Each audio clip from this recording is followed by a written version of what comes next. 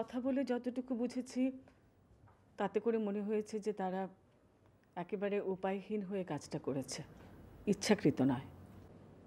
তুমি ওদের পক্ষ হয়ে সাফাই গাইছো কেন মা? আমিও যে একজন মেয়ে মানুষ, মানুষ আর মেয়ে মানুষের মধ্যে যে বিস্তর ফারাক তা আমরা উপলব্ধি করতে পারি। মা, তুমি বিষয়টাকে অন্য জায়গায় নিয়ে যাচ্ছ। আমাকে একটু ব্রিফিং স্পেস দিবে?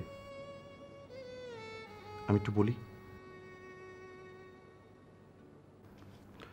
আমার মনে সন্দেহ জেগেছে, ভূমি আর না জানি কি কথা আমার কাছে লুকিয়েছে।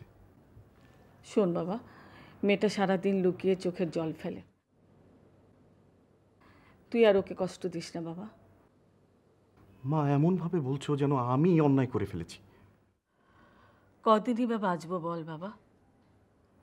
সবাইকে একসাথে করে নিয়ে বেঁচে থাকার মধ্যে যে আনন্দ, সে আনন্দ সংসার ভেঙে আবার নতুন করে গড়লে তা আর পাবে না। সেটা তোমাকে হলফ করে বলতে পারে না।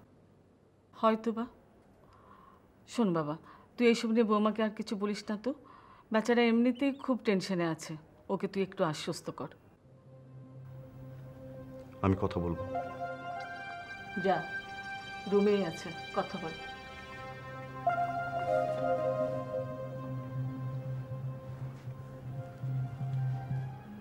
তুমি সত্যি একজন ভালো মা।